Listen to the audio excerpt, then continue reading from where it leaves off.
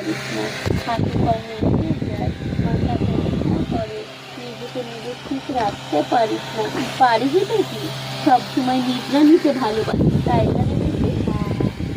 সবসময় কর্ম করতে করতে গিয়ে বিশ্রাম নিস, নিজের কোনো কর্মে মন বসে না, বসে দেখি সবসময় যেন মনে হয় যে তোর বিশ্রাম নিলে ভালো লাগে, নিজে অধৈর্য পরিপূর্ণ হয়ে যায়, যাই দেখি।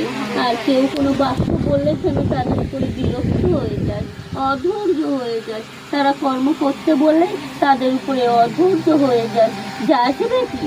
নিজের কর্মে মন পরিপূর্ণ হয় না, সবসময় নিজের কুটুরিতেই থাকতে ভালোবাসিস, তাই না রে বেটি?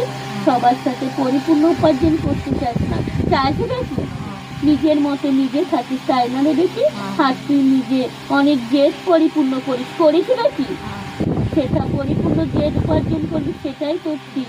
এটা বললে সেটা ঠিক না, তোর বাক্য সেটা ঠিক করতে হবে, তাই না রে বেটি?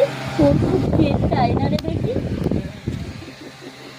নিজের জেদ পরিপূর্ণ কর, নিজের কর্ম পরিপূর্ণ কর, নিজের পরিবার নিয়ে মনোনীত করে চল রে বেটি।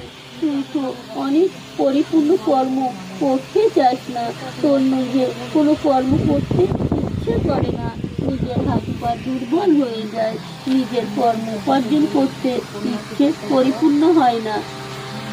সে কি তোর মাধ্যমে নিয়ে তেল জল পরিপূর্ণ করে ব্যবহার কর। লোহার মাদুলি নিয়ে আসো, তেল জল ব্যবহার করো। আর পরের জন বিপ্রজিৎ দাস।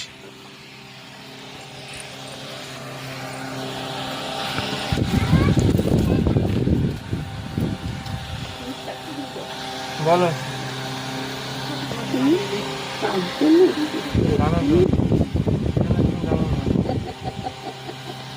শোন বেটা, আমি তোকে যে বাক্য দিয়েছি সে বাক্য পরিপূর্ণ হবে, তবে দেবী পূজার আগে তোর পরিপূর্ণ হচ্ছে না, তবে দেবী পূজার সময় তোর সাথে তার বাক্য প্রকাশ পরিপূর্ণ হবে, আর তার পথেই দেখা হবে রে বেটা। সেটা পরিপূর্ণ উপার্জন করবি, দেবী পূজার পরিপূর্ণ দিনেই ওর সাথে তোর দেখা হবে রে বেটা। সেটা পরিপূর্ণ, সে ব্যাকুল হয়ে আছে, তবে সে পুকুরের বাইরে পরিপূর্ণ করতে পারছে না বলে তোর সাথে মনোমিল সে জল করতে পারছে না। তোকে যতক্ষণ বাক্য পরিপূর্ণ করেছি সেটা পরিপূর্ণ হবে বেটা। হ্যাঁ রে বেটা, সে পরিপূর্ণ হবে, তবে দেবী পূজার দিন তোর সাথে